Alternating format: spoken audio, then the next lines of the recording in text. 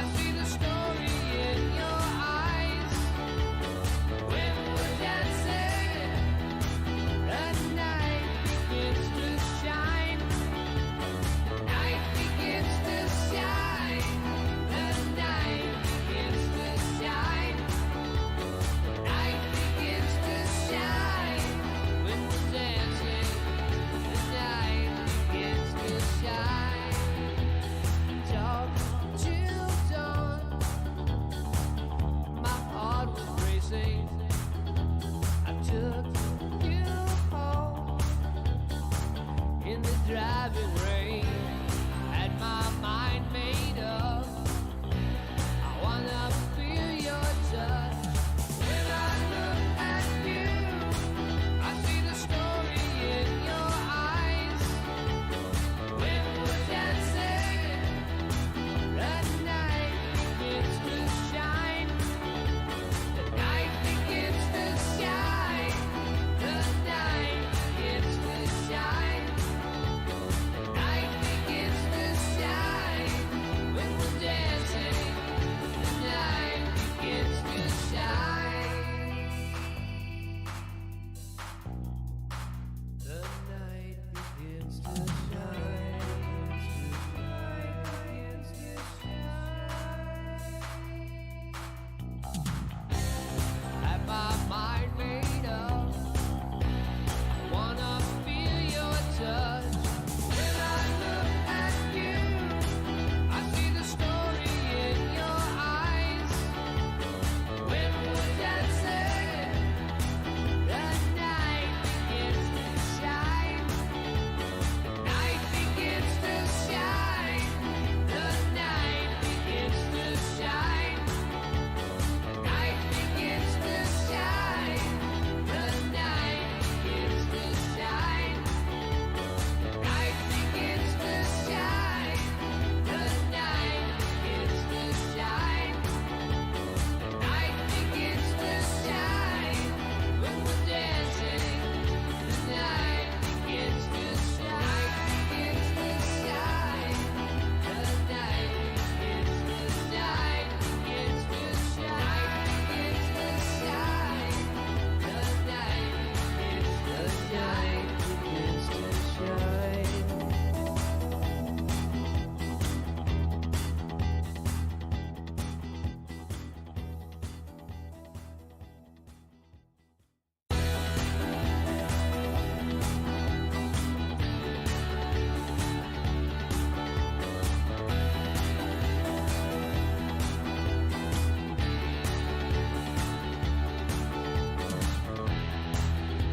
I saw you dance from the corner. I caught your name in a conversation, playing hard to get. I can't understand. When I look at you, I see the story in your eyes. When we're dancing, the night begins to shine.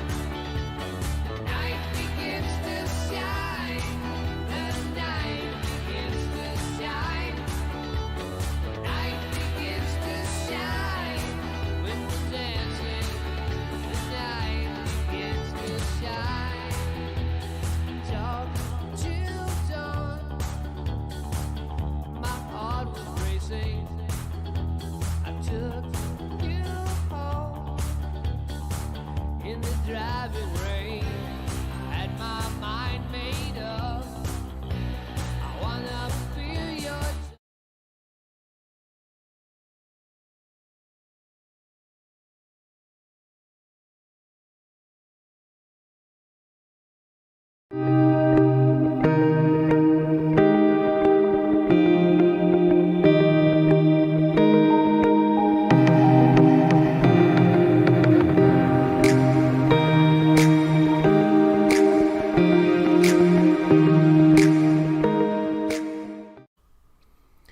If you are watching this, then I have taken over.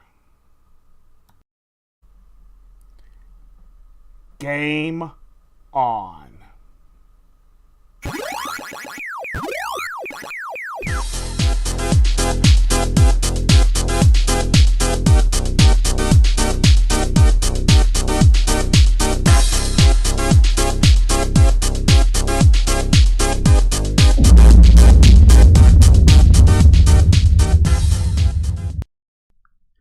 What's up, Gamer Nation? How you doing? This is Hud Zero, the old school gamer, and of course the Iron Heart of Xbox, and welcome to Gamers Play. I am your host, Hud Zero, the old school gamer, and of course the friend of the Gamer Nation. Welcome to my show. If this is your first time visiting my show, you are going to go in for a very exciting time because I am the one, the only one that's going to be giving you all of the gaming news without all the fluff. I'm actually a gaming enthusiast. I actually talk about everything gaming.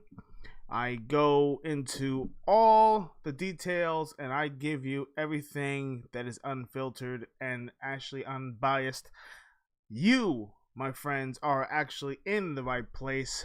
So, of course, I am actually doing a service for you. So, what are we going to be talking today, boys and girlies? Let's talk about something that is very, very important to me. That is, my friends, my sponsor.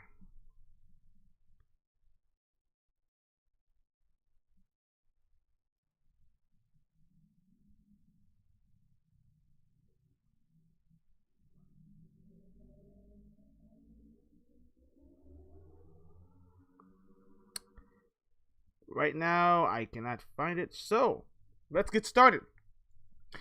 Wow, what an amazing time to be a gamer. There are a lot of great things that are happening. Ghostwire Tokyo has finally came out for Xbox. It's one of Tango Gameworks games that came out for the PlayStation 4 and the PlayStation 5. And it was exclusive for a short period of time and now is actually available. We have some interesting news about Sega, and turns out that someone has leaked something that they discussed a while back. Talking about, I believe, their Super Games initiative. They partnered with Microsoft with their streaming Azure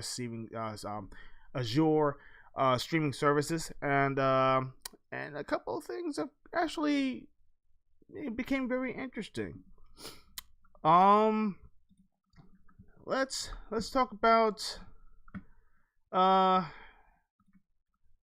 let's talk about something very interesting. Let's get into the a couple of interesting games that are going to be seen in light. A couple of reboots.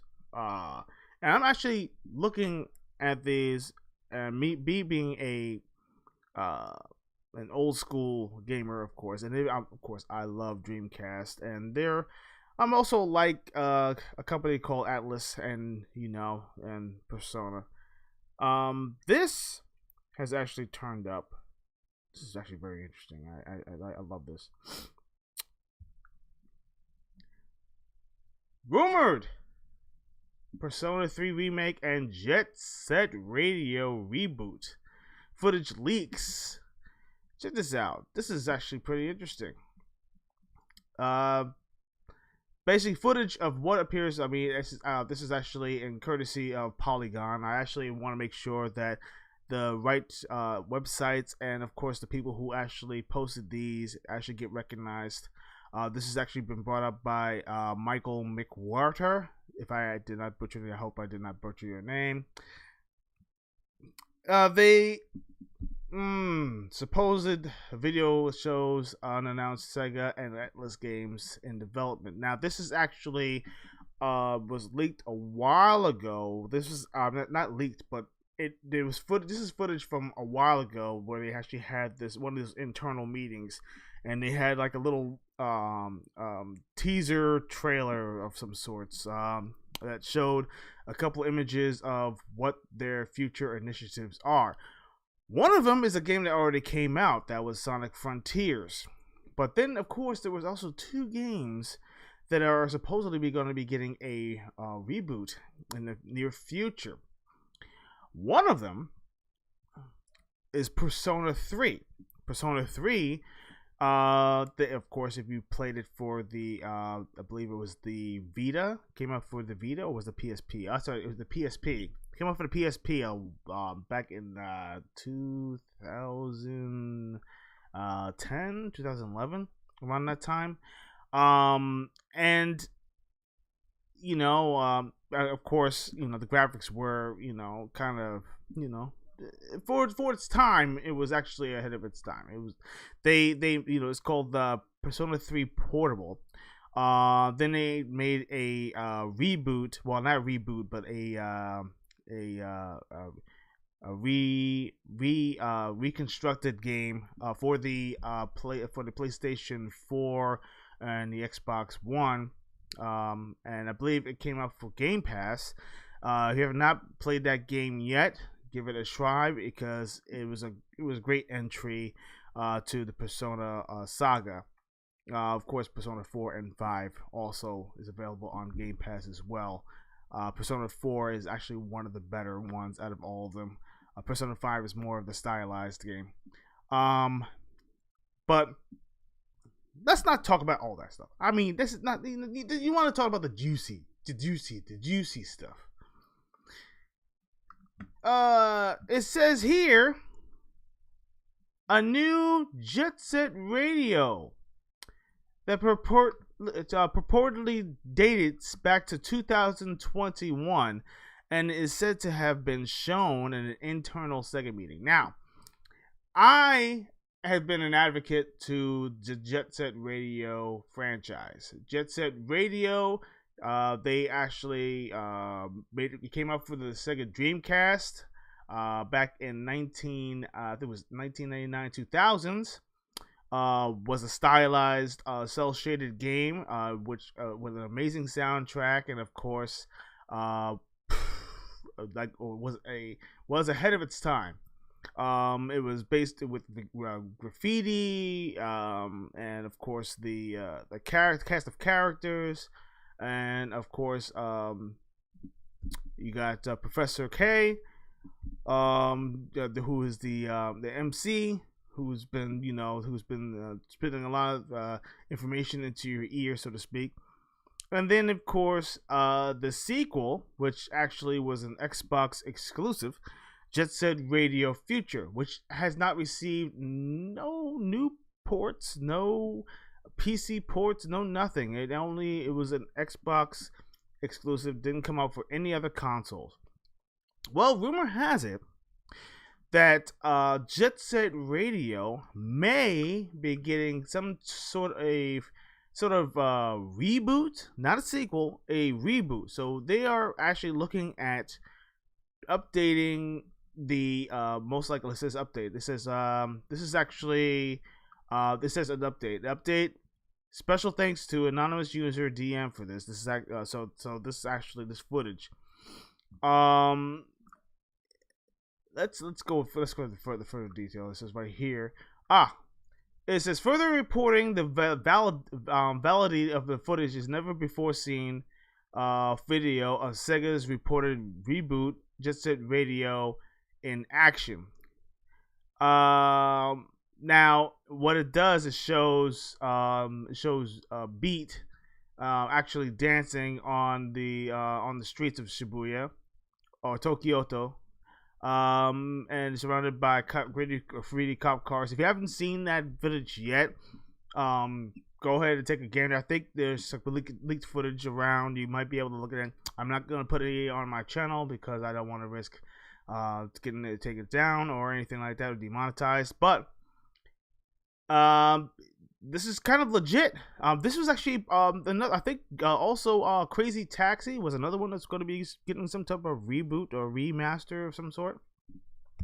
And then of course it shows here by the username Andres L 1997. They actually, he actually posted something on Twitter. Shows some renditions of some sort of Gum, Beat, and what was the third character's name? Oh my goodness gracious! Gum, Beat, and Combo. So as you could tell, you could see Combo here. You can see Combo here. You see Gum here, and then of course you see Beat in the middle. Um, of course, some people didn't like the design of what Gum looks like, but this is only like early renditions. Right now, they're fooling around with some of the renditions over here, as you can tell, of the cell shading. They're playing around with which ones they want to use. Personally, I actually like the second one. The second one actually keeps with the original design. It keeps the aesthetic, so the characters are more, the main focus, and it's closer to the original design. Now, don't get me wrong, I do like the fact that they kind of made it more like shadow. It's more shadows, more cast shadows, and kind of utilizes the power of the next of the current generation consoles. And of course, the lighting, which you could tell right there, on the bottom. The lighting, there's probably going to be some ray tracing, and of course, soundtrack is going to probably be amazing. Now let's get into more of the nitty gritty of some sorts. What these games are supposed to represent is the initiative of their Super Games project. Now, the Super Games project, which I actually want to get into,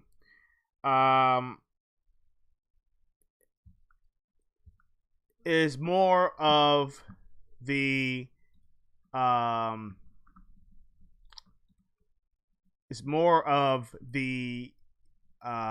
let's just say there's an initiative, so to speak. Okay, let's just put it to that way. They want to make it more of a open world, like a living world type of game, almost like Phantasy Star Online, where they actually have a huge hub. You can be able to go anywhere you want to, whatever it is. Then of course you could be able to get new outfits or whatever, and maybe customize your own character. I don't know what it means. More multiplayer focused. Me personally, I mean, I don't care. I just want a new Jet Set Radio, but I'm also cautiously optimistic. The way that I see the games, like for instance, I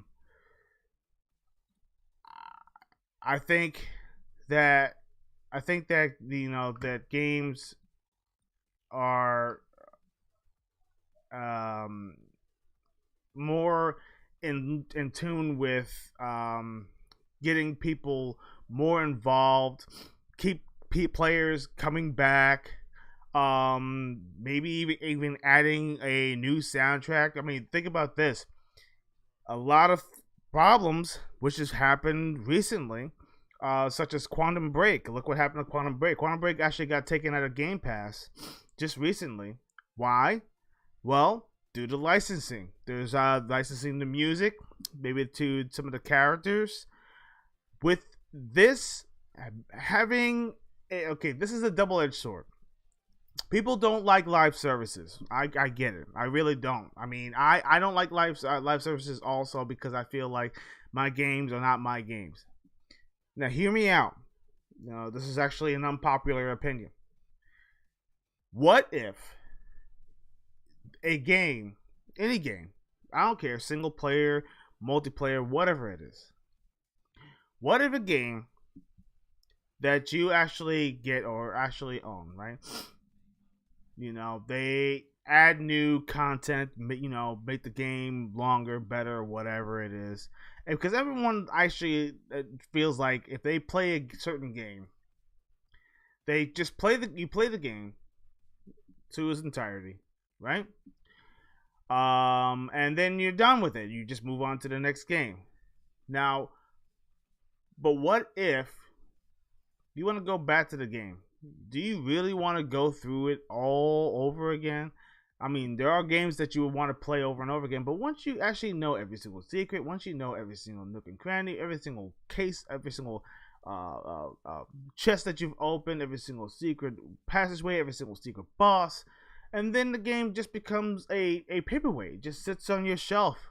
Look at my relic on my wall. I have a game that is now a coaster.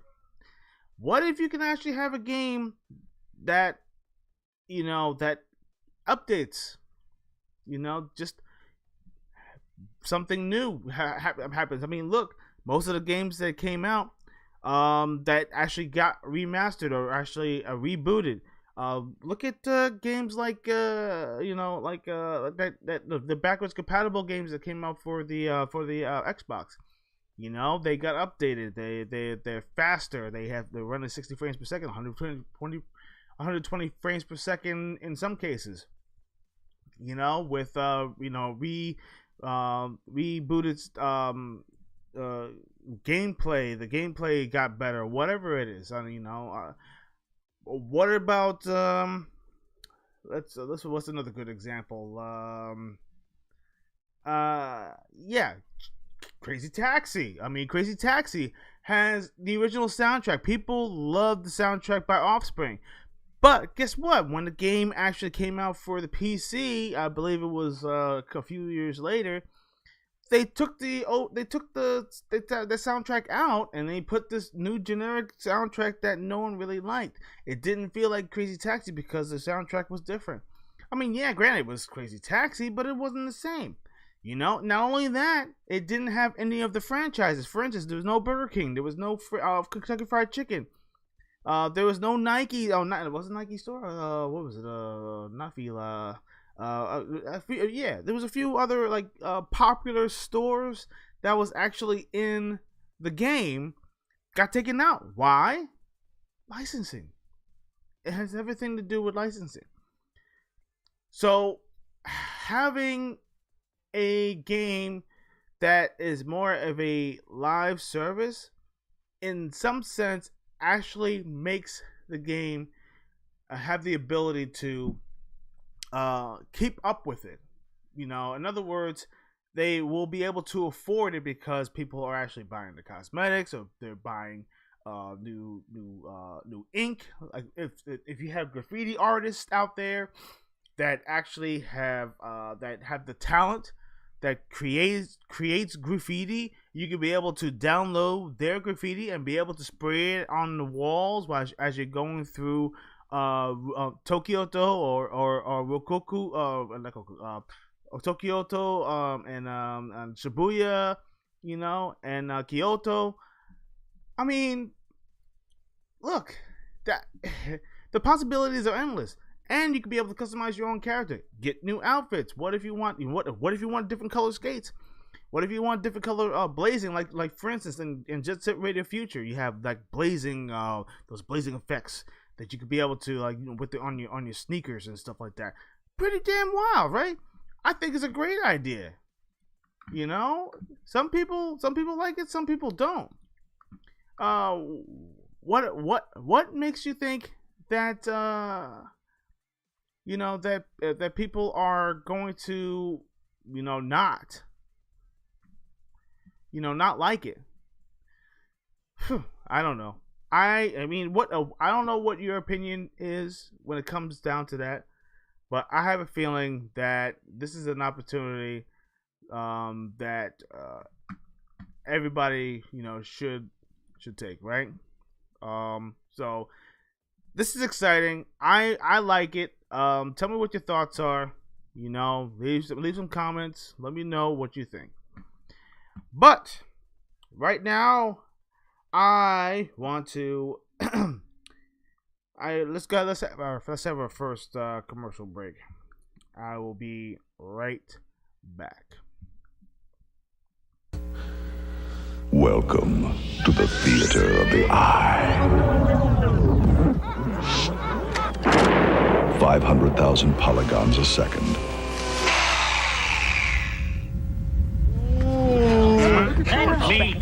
16 million colors. Wreak some havoc in your head. Sir.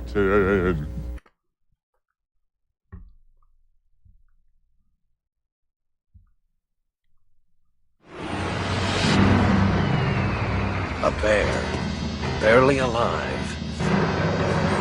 Gentlemen, we can rebuild him. We have the technology. We can make him stronger, faster, softer, better. The new battle tanks, Global Assault. Stronger, faster, better.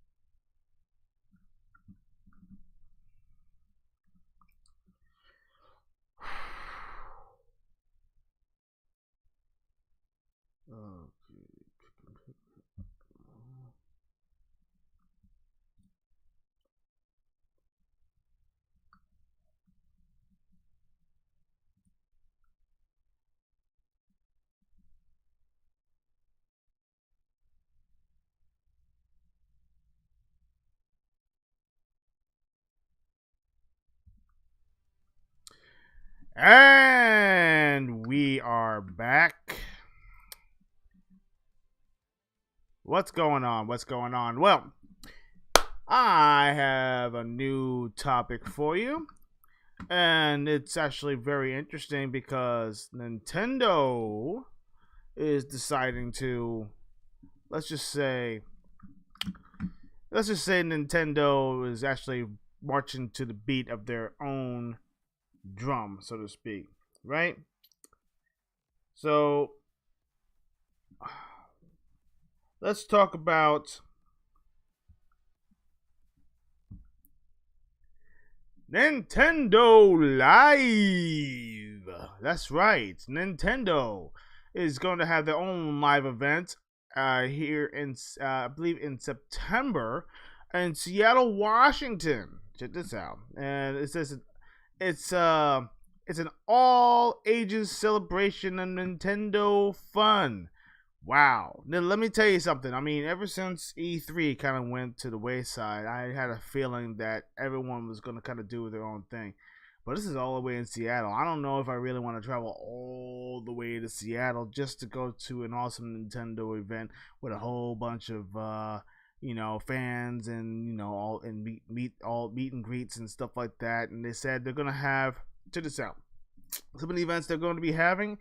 They're going to share the excitement of playing games together, enjoy live stage performances. That means they're probably going to have musicians and what have you, and more across a large scale themed area.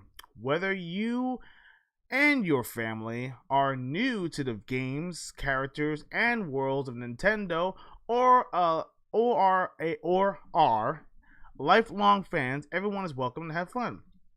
And then they're gonna have games. It says have a blast, play together with popular Nintendo Switch games, play familiar favorites at your own pace, jump into friendly competitions together, or try something new. Of course, you have a live stage. You can bring your energy and enjoy the live stage performances, thrilling competitions, and more. Now, competitions, that's actually up my alley. I have a feeling they're probably going to have Smash Brothers tournaments, maybe even some Mario Kart. I have a feeling they're going to do some Mario Kart. Maybe even some, what do you call it, Splatoon. So they're going to probably have Splatoon tournaments. You never know. Then, of course, you have photo ops and, of course, tournaments. Now, the tournaments, once again, I think that's right up my alley. Right now, it says more information coming soon.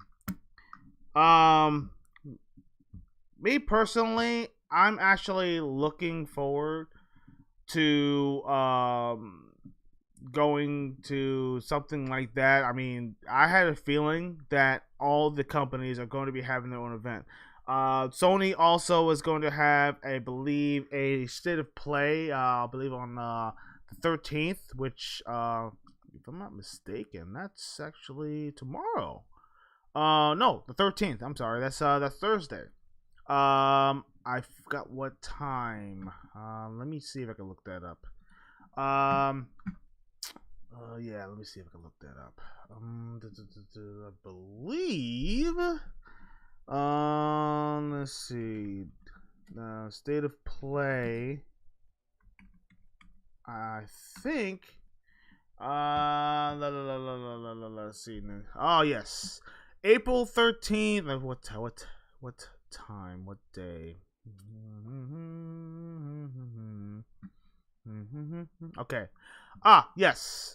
I see it's going to be focused on only one game, which is Final Fantasy 16. They're really putting a big push behind that game.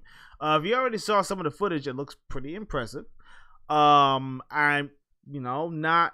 not that big of a action Final Fantasy type of game. I'm more into the turn-based style.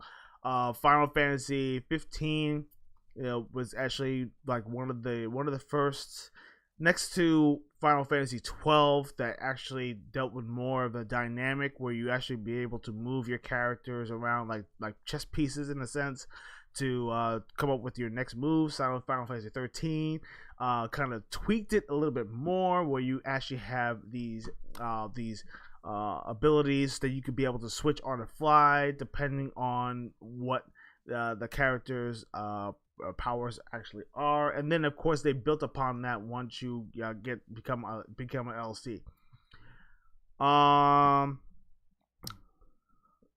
Let me see. Oh, that's right. So it's actually going to be airing on Thursday, April 16th. Okay, that's Thursday, April 16th. That's next week. Let's see. Thursday, April 16th at 2 p.m. Pacific time. That's 5 p.m. Eastern time. You can actually watch it on Twitch or YouTube. Now, don't get me wrong. I don't mind seeing games like that. Like for instance, I don't mind going, me personally, seeing like some footage of Final Fantasy 16. They're probably gonna do a 17 or 18, 19, 20. I don't know how many Final Fantasies they're actually gonna be, but Final Fantasy. I think I pretty much ended my love for the Final Fantasy franchise after 13. 13 kind of pretty much, dampened it for me. I mean, Final Fantasy 15, I like the action. Then the Final Fantasy Strangers of Paradise is, another interesting one because they teamed up with Team Ninja to make it more action oriented, which I don't mind either. But me, I don't know. It just doesn't feel like Final Fantasy anymore. It feels more of another hack and slash type of game, and I'm not looking for that. I mean, I'm looking for that down to earth, more strategic type of role playing games that I'm used to. Like, for instance, Lost Odyssey, a game that actually got lost in the weaves of all the RPGs, came out for the Xbox 360, which is actually still a great game. Next to Blue Dragon, both of the games were made by Mistwalker Studios, headed up by Aonobu Sakaguchi, who actually was the originator of the Final Fantasy series. Definitely worth playing a playthrough.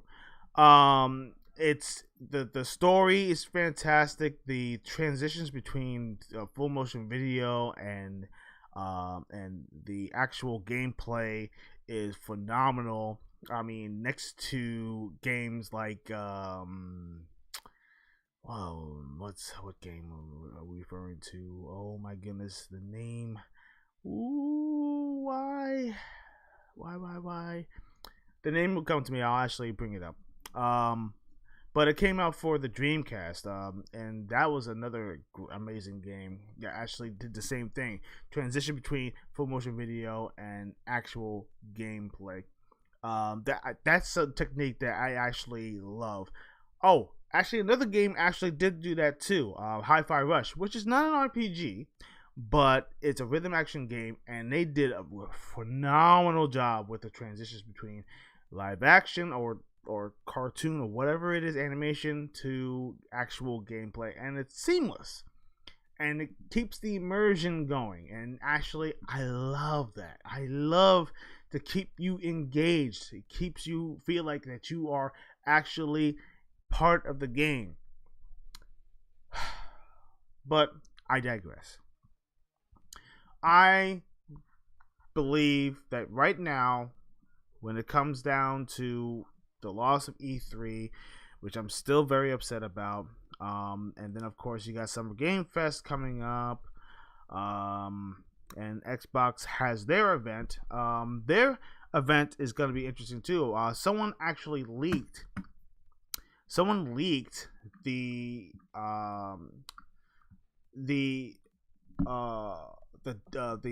runtime for the Xbox Game Studios, the Xbox and Bethesda Games Showcase. They leaked the showtime, the runtime to the event, and it turns out the event is going to be about roughly 2 hours. They are going to dedicate a small chunk to Bethesda for Starfield. Starfield is going to be getting their own pretty much super reveal, so not in the same lieu as what PlayStation is doing with Final Fantasy 16. So it's going to have that same type of thing where they got explanations. It's probably going to have development video. There's probably going to have more gameplay video. I have a feeling that it's going to be a huge chunk of gameplay, which I'm really, really excited about, because Starfield is one of those games that's that's Todd Howard's baby. That he's been thinking about that game ever since Fallout 4? And Fallout 4 has been out for what? Almost a decade and a half? 15 years, I think. Yeah, it's been a long time. So now, I think right now, we are anticipating probably what could be Xbox's biggest game yet. Next to Fable. I would say next to Fable, because everyone's been waiting on Fable. Fable is still cooking. Everyone knows that. And there's a few other games that are probably under development that they're keeping secret. We don't know what's going on with NXile. NXile has a game that's in development right now. We don't know what the game actually is. I think IO Digital, is it IO Interactive? Yeah, IO Interactive, the ones who developed the Hitman series, they are supposedly doing a, I think it's called Project Dragon. I don't know what it is. Let's see. Then of course we have Contraband. That's a game that's developed by the same ones that created, I think it was Avalanche Studios, the ones who created the Just Cause series. That's in development. Perfect Dark. We only saw that teaser that happened about 3 or 4 years ago, I think it was, in which the initiative was announced. And we don't know what's going on with that game. All we know is that I believe what company is actually helping them out. Oh yeah, that's right. I think it was from Embracer Group. It was Eidos Interactive, and I think this Eidos Interactive. I think it was. That's helping them out to finish the development of that game. State of Decay 3, which I heard is going to be using Unreal Engine 5. Yeah, I mean, there's a lot of moving parts going on. Not to mention, this is actually some news. Yeah, let's talk about it. To be honest with you, I'm a little upset about this too. So I'm just going to juxtapose this particular conversation into Xbox's dilemma.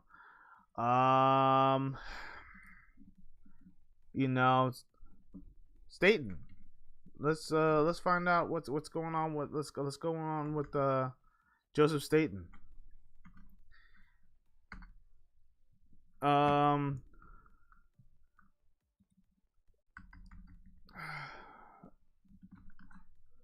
Oh man.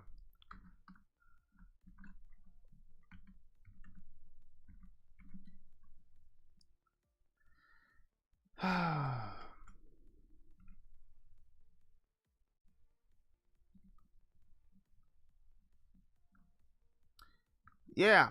So it turns out that Joseph Staten is actually this is actually from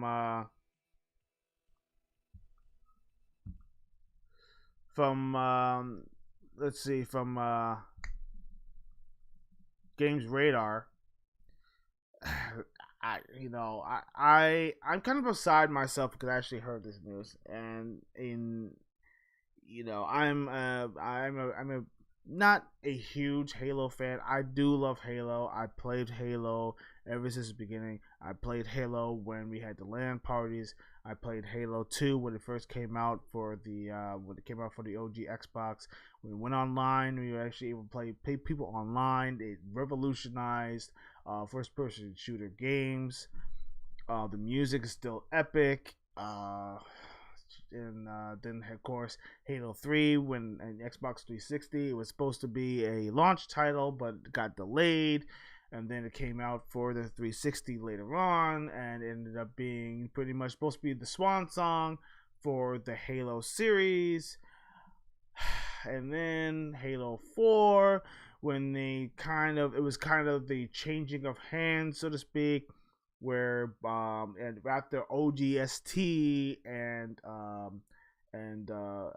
Halo Reach, those were like the last few games that actually had that Bungie had their hands on, and then they passed along this torch to a studio called 343 in studio 343, and most of the staff actually moved on to Bungie, because of course they made Bungie wanted to be independent. They wanted to create their own thing. I believe Microsoft is one that actually told them no to actually move. They didn't want them to move on to a new thing, and that new thing was actually turned out to be Destiny. Destiny, it was ambitious. It was a completely different thing, and of course Sony, they jumped to the chance and they actually said, "Hey, why don't you make this game for the PlayStation 4, and we'll actually market it and everything, and we'll put it out there for you and everything. We'll help you with the marketing." Boom, boom, boom, bada bing, and that's what happened. And Joseph Staten, I believe, was pretty much like he was a part of Bungie for a little while, and then of course Microsoft hired Joseph Staten again because for the I believe it was the Xbox One. This is Xbox One, not Xbox. They were actually working on a new Halo. Now everyone knows that the new Halo was supposed to be Halo Infinite, and it was actually in limbo, and there was a lot of things happening.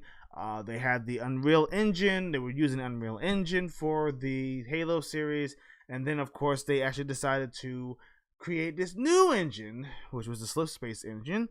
The Slipspace engine, reason why everything kind of fell through.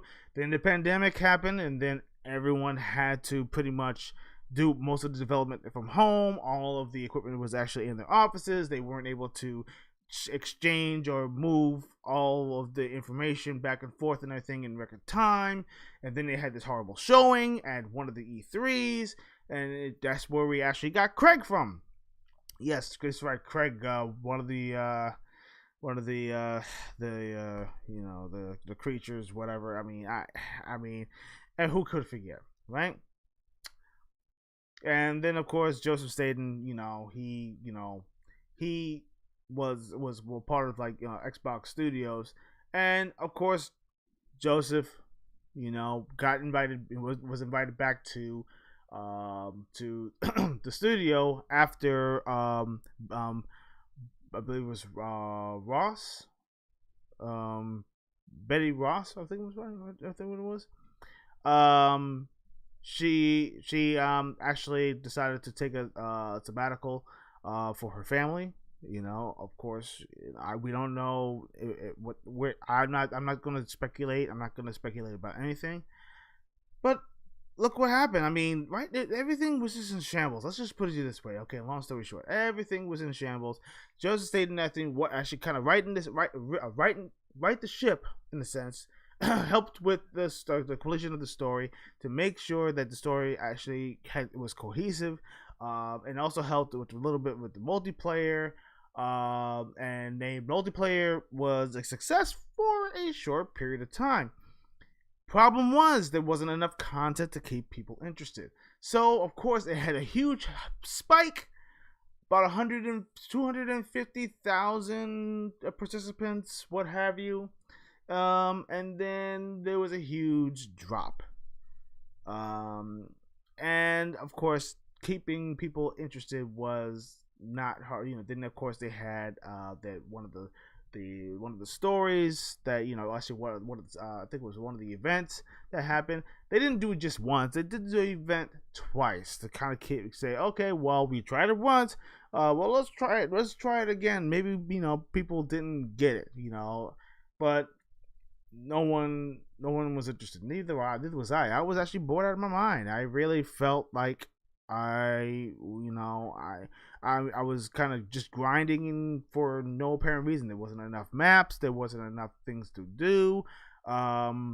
They finally kind of helped fixed a couple of things. They nerfed a few guns that people were very upset about. Then they actually gave some guns a buff, which this is not what we were asking for.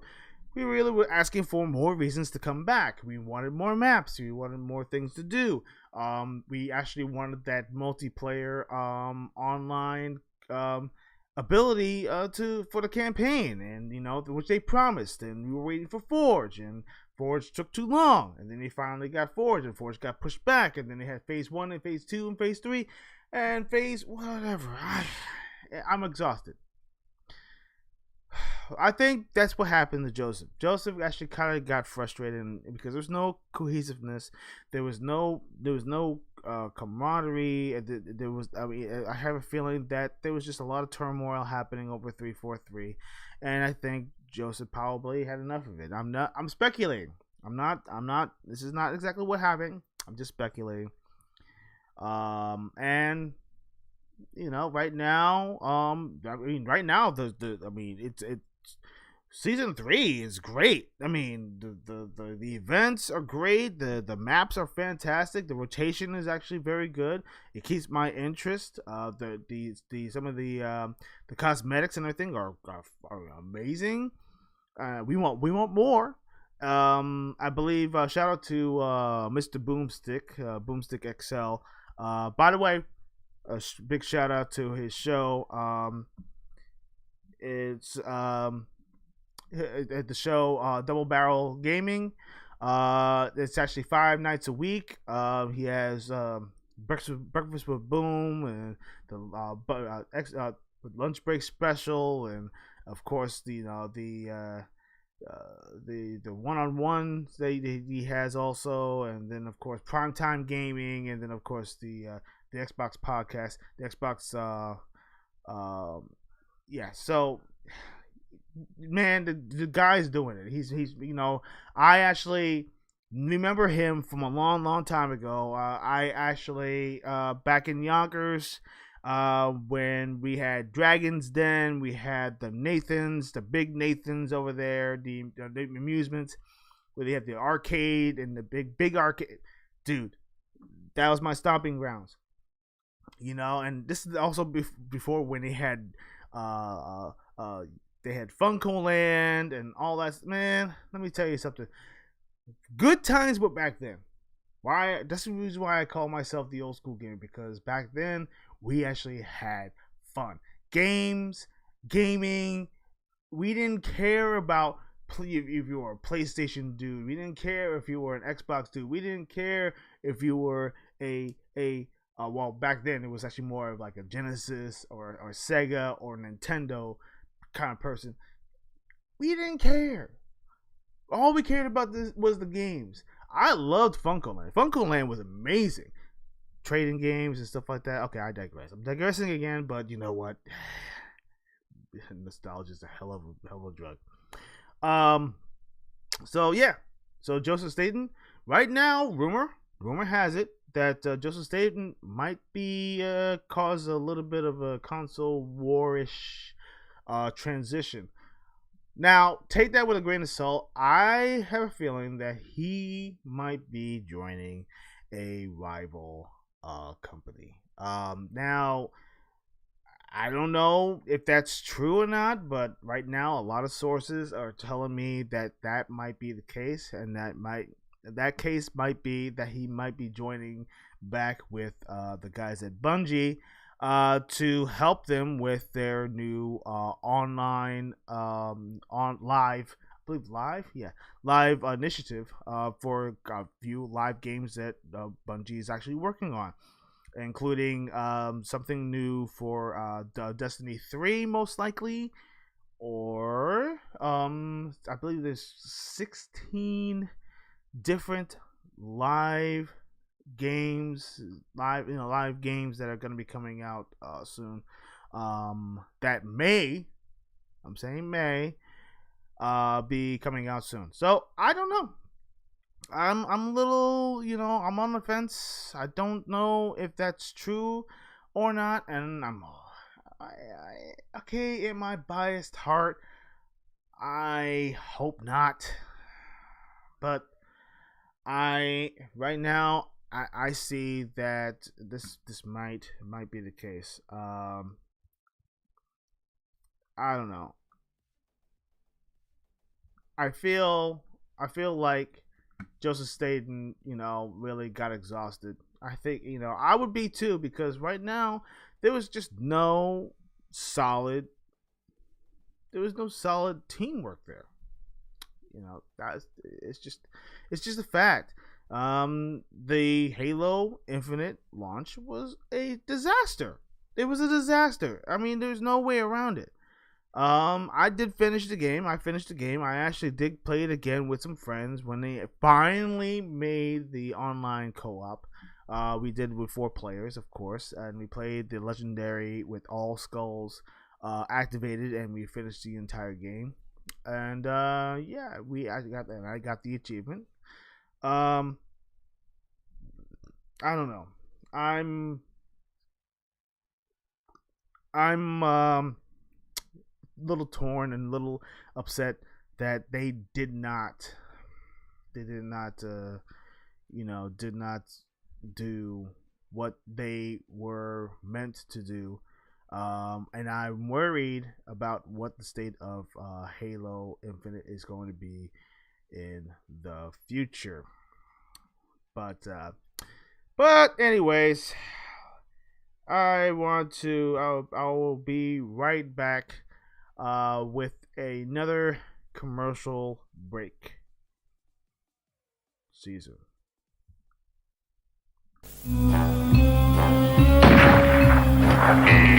Introducing GoldenEye 007. The first Bond adventure. Where you direct the action. Do you know how to use one of these? Shot by shot by shot. Load a rumble pack and see how it feels when 007 meets Nintendo 64. See the next Bond movie.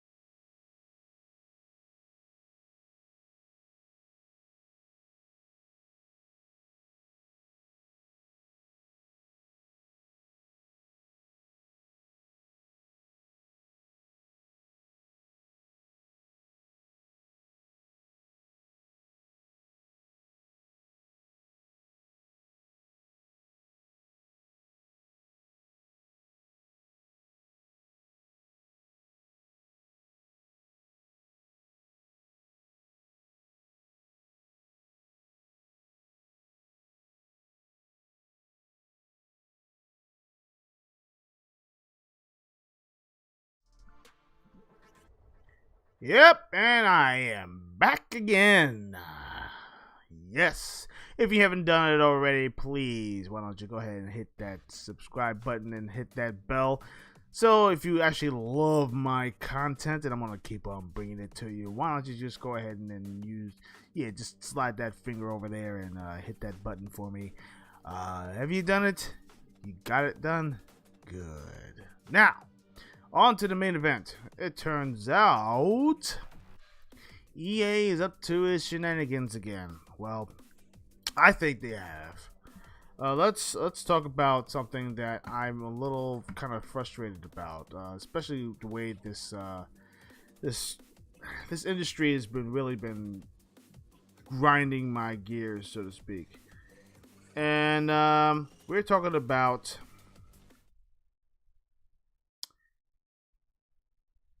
EA. This is courtesy of GameSpot. The article has been written by Jenny Zhang. Well, as it quotes, the decade-long push to get Alice Asylum, a theoretical third game in the Alice series, has ended, announced developer American McGee. Now, if you're not familiar with who American McGee is, they are a company that created some amazing stories that deals with the Alice in Wonderland lore. It's more of the darker side of it, dealing with psychosis and also medical, and therapeutic instances. Basically, the psychotic mind of Alice and her wild imagination, so to speak. But it says after the completion of the Alice Asylum Design Bible, and it was a huge document containing concept art, core game design concepts, and a narrative goals. McGee said he resumed talks with EA, or Electronic Arts, the company that owns Alice's IP, to see if EA will be willing to either fund Alice Asylum or license the IP out. Then, of course, American McGee posted something on Twitter, and it quotes, Alice Asylum has reached the end. After several weeks of review, EA has come back with a response regarding funding and or licensing for Alice Asylum. Alice had a good run, but the dream is over. Now, as you can tell, they also had a little Patreon. The Patreon has a post, and it shows on the Patreon, it shows their tiers and everything like that. And now it looks like they actually locked it to show. Look at these tiers. These tiers are awesome. They got unlock the rewards. They have the thank you. They have video credits. You can put your name. They get your name in there. They actually had a certificate, inmate certificate that they put in there. Then of course they have direct access to the new game. You actually could be a part of the builds of the game. And of course, you have the 3-for-1 arts. You have the arts they give you, Cheshire Cat, and monthly art prints that you can actually get, and so on and so on. And as you can tell, it says right here, this is actually 4 days ago. This is because the news actually just broke pretty much like a day ago, but this is something I'm actually very upset. I'm a little emotional about this because I really love American McGee's work. I love their games. I actually played them. I played the first and the second one. I love both of the games. It burns me up to actually see a big corporation such as EA actually have the gall, just don't have the vision to actually give a company such as American McGee an opportunity to actually kind of say, hey, let's go on to the next chapter, or let's make something a little bit more, on edge, and just all the people who actually love this type of lore. You don't know exactly where they're going to be going with that. I mean, and okay, I'm getting a little emotional. Let's move on. Okay, it says an end of an adventure. End of the adventure. It says, dear insane children, over the past few years, your support has made possible the constant stream of creative output by a team of artists, writers, designers, modelers, and producers. That output result in the Alice Asylum's Design Bible, a 414-page PDF containing the complete vision for a third chapter in Alice's video game adventures. So that Bible supposedly was going to be a prelude to the new game that they were going to design in the future. So it shows the artworks and what have you. Let's continue. Shortly after the completion of the Design Bible, it says, I resumed talks. That meaning the the head designer of American McGee. Resumed talks with Electronic Arts regarding the efforts to get a new game made. They were presented with the Design Bible and a production plan produced in collaboration with Virtuos Games, outlining the schedule, budget, team, and designs for the new game's production. As after several weeks of review, EA has come back with a response, it says right here, regarding funding and or licensing for Alice Asylum. On the question of funding, now this is what really grinds my gears. On the question of funding, they have ultimately decided to pass on the project based on an internal analysis of the IP, market conditions, and details of the production proposal. On the question of licensing, they replied that Alice is an important part of EA's overall game catalog, and selling or licensing it isn't something they are prepared to do right now. Now, this really boils me up. EA is not willing to actually give that IP up, but yet they don't want to go for a sequel. That doesn't make any logical sense to me. Why would you actually not want to license out the IP, or allow the IP to be licensed out to, let's just say, another developer? They said they actually really like it, and they love the fact that it's actually part of their catalog, but you're not willing to give it up. So you're telling me that you rather have the game be dormant. You don't promote it. You don't really promote it anymore. It is part of the EA Play, obviously. It's actually part of Game Pass because of EA Play. But yet you just don't want to license out the IP. So a sequel can't go out. Right now, we are in the next generation of consoles with new technologies, new techniques, ray tracing, environmental, ambient collusion, ambient what's it called? Ambient yeah, what's it called? Ambient whatever. The lighting, the new techniques, the facial animations. You have all these new technologies with Unreal Engine 5, and you're gonna sit back and pretty much say, "Oh, the 360 era, that's it. What was actually for the PC? Yeah, that's pretty much as far as you want to put it." The ideas that they have are brilliant.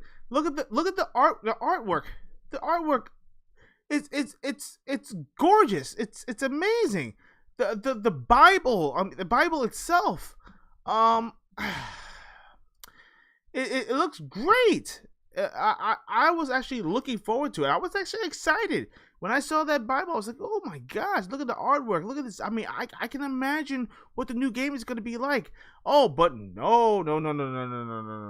Oh, EA, you Mr. Big EA. Oh, we know what's better for our gamers. And oh yeah, you're so sure of yourselves, right? You haven't made games since, God, when was the last game that you actually made? Oh, Need for Speed. No, don't get me wrong. Need for Speed looks and plays fantastic. You know, but Madden, FIFA, you know, come on. You know, the PGA tours. Is that all you actually think about? You know, you want the games to be monetized for it to actually go anywhere. You know, I mean, look, what if an idea was you could be able to get new cosmetics? I mean, look at all the outfits that you can actually get in the game. Look at all the outfits. The outfits. Oh, look. Check this out. Here's a picture. Look at this. Look at this. This is absolutely beautiful. It's beautiful. Look at this.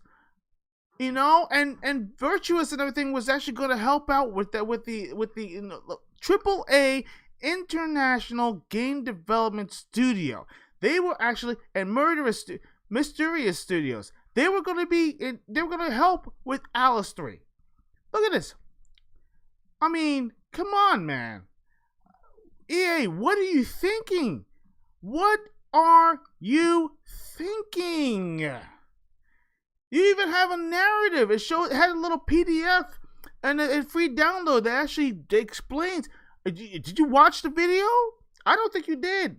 To be honest with you, I don't think you did. I think you actually sat right there, put your fingers inside your ears, and went la la la la la la la la. I don't see nothing. Ah la la la la. I don't have a vision. La la la. I just want to play more Madden. No, I want more Madden. I want more PGA. I want. You serious? But you're kidding me. You are kidding me. So I don't know, guys, gals, gamers, fans of American McGee, hear me out. Hear me out. I want you to do the best you can. I want you to blow it up. I want you to go on whatever you need to go on. Go on to your sites. Go on to your channels. Whatever you want to do. And I want you to kind of blow them up. I actually want you, not blow them up. You know what I mean. I want you to shout out and say something. I mean, and call them out. I think EA needs to be called out on this one, because this right here is exactly a brilliant story that actually does deserve, you know, a sequel. Look at this. Look at this. Look at the many designs. Look at all these things. This is exactly all the designs they were actually going to be putting in that new game. Look at that. Look at the Cheshire Cat. Look at that. I mean, come on, man. I'm upset. I'm actually upset. I'm upset because this is actually another freaking what's it called? StarCraft, another StarCraft Ghost thing. You know, they had an idea. It sounded like a good deal on paper. They actually have and then it gets shot down.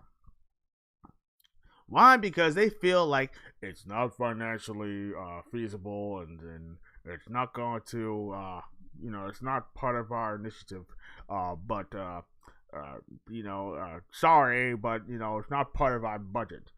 But you know, if you want to, you may be able to maybe build some cosmetics for our football players, or maybe even look, you know, I don't know. You know, am I just being am I being irrational about it? I don't think I am. I don't think I'm being irrational at all. I think that this right here is an example of corporate greed. Of narrow-mindedness, of not expanding the gaming landscape. And this I think this is actually a problem with not just certain games like this. We're talking about gaming in general, which is actually something that I actually want to talk about. Let's get into this. All right. Right now, in the gaming landscape, there are a lot of amazing, fantastic games that came out. Hogwarts Legacy, amazing game. Atomic Heart, a fantastic story, that has a brilliant background. And then you have Hi-Fi Rush, which is actually an amazing rhythm action game. With the brilliant minds of Tango Gameworks. Ghostwire Tokyo, and it just came out. I mean, that looks like it's a very interesting, type of game. And there's a lot of indie games out there that are also very interesting, But the thing is, now that it turns out that you just want to be safe. You just want to be safe because it gets you money. Like the Fortnite phase. It's still embedded into your soul. That Fortnite became this huge phenomenon, and you just want to latch. Everyone wants to latch on. I mean, that's what happened to Halo Infinite. They fell into that trap. They fell into that phase. Oh, we have to be like Fortnite. We have to make it a live service so we can actually keep our gamers and have them spend money, so that way we can actually make a huge profit on the games.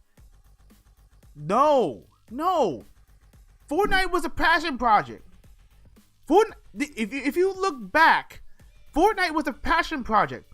I remember when Fortnite was actually going to be a pretty much like almost like a what is it called? What do you call those? A fort protection game, basically. Where you actually sit right there and you build your fort and you have to stop the hordes from coming in. That was what Fortnite was going to be. Fortnite kind of changed their direction, and they actually created this mini game, in a sense, made it a free to play, a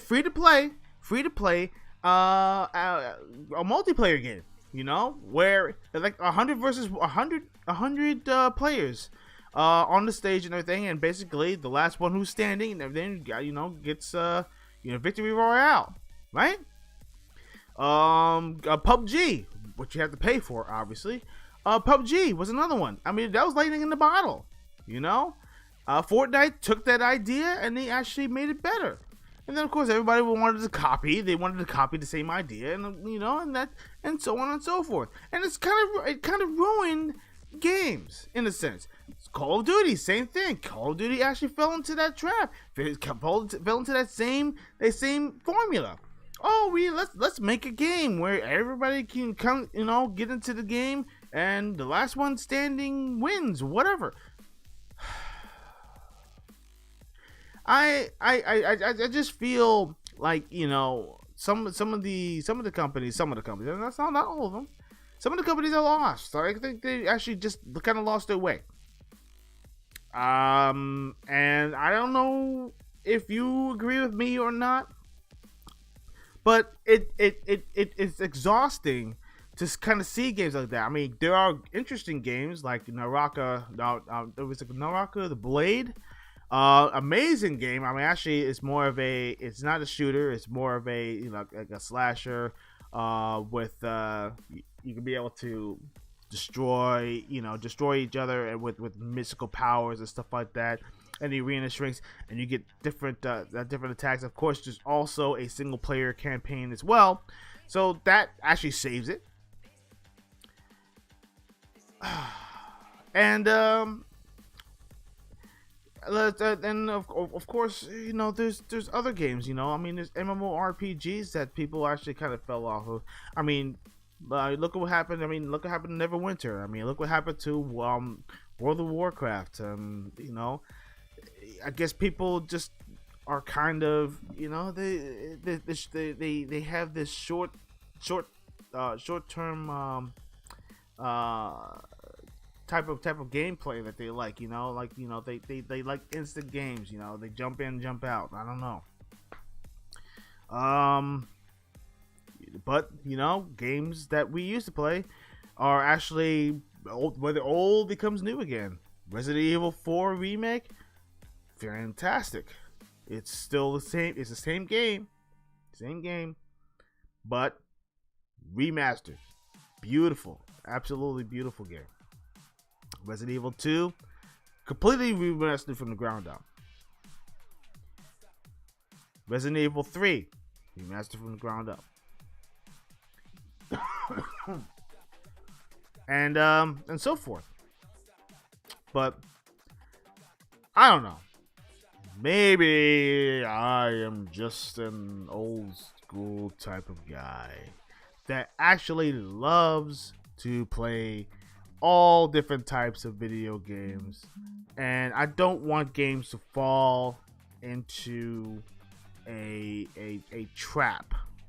I don't want games to fall into this trap of repetitive types of games that have the same formula that all these companies wanted to get into. And I'm glad, that certain companies. I mean, don't get me wrong. I mean, I don't like Sony as a company, but I like PlayStation because the games, they make great products. They do. The games are fantastic. They are. I still haven't got my hands on the PlayStation 5 yet. Hopefully soon. It keeps on eluding me. They say, "Oh, PlayStation 5s are available." Yeah. Every single time I just don't have the money for it. I'm hoping soon. But you know what? And Nintendo's still doing their thing. Nintendo has amazing games. A lot of RPGs are coming out there. I don't want to get into the logistics of a lot of things, which I'm a little upset about. Another topic that I'm actually going to be talking about, later this week, on Friday. Actually, I'm actually going to talk about it. No, not Friday. Friday. I will be. Oh yes, Friday. I'm actually going to be going to see the Super Mario Brothers movie. Yes, right. I'm going to be going to see that with my son and my wife. We're going to be going to see the movie, and I will actually give you my thoughts and tell you how I feel about the movie. I'm actually avoiding all spoilers, and unfortunately, somebody spoiled the song that Bowser sings, so I'm not going to repeat what the song actually is. I'm a little frustrated that they actually spoiled that for me. I would thought that would have been pretty awesome. But I digress once again. But let's do a little bit of cleanup. Of course, if you haven't subscribed already, please hit that like button and subscribe button, please. And also leave some comments and everything. Tell me how you feel about the show. Tell me what you would like to see. Tell me what you would like to hear. Tell me what topics I should come up with. If you actually find out something, if you find out a rumor or something to speculate about, please drop a comment. Go to my Twitter page. That is HUD_XERO.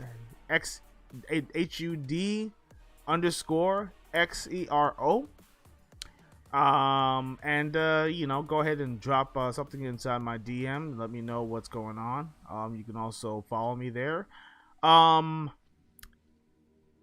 This next Monday, I'm actually going to be playing some old school games. I'm going to be playing, I believe, I'm actually going to jump on Otogi 1. That's for the OG Xbox. And I'm also going to be playing some Jet Set Radio Future. I don't know if I'm going to be able to play all the songs. I think there's actually a lot of soundtrack that might be licensed, but I'm gonna take the risk anyway, because you know what? I don't care about the monetization. I really don't. All I care about is that that you guys get entertained. So that's gonna be on Retroller Mondays, every single Monday at 9 p.m. Eastern Standard Time, where I play all different types of old school games that are absolutely fun and amazing, games that I actually like, and if you like them too, or if it's a game that you've never tried before and you actually see me play and you're actually interested in it, please, you can also drop a line. I'm actually going to drop a line on my Twitch page. I'm actually doing a couple of adjustments, so once my Twitch page is completed, I'm actually going to drop a line and let you know about that as well. So, anyways, that is the show tonight. Just wanted to tell you guys that, I love you guys very, very much. And I want you guys to keep on gaming. Don't worry about others actually thinking about what you like and what you play or what you play on. Always remember that gaming is for everyone. Not just for the few, but for the many. So take care, and like I tell all my friends, stay awesome and game on.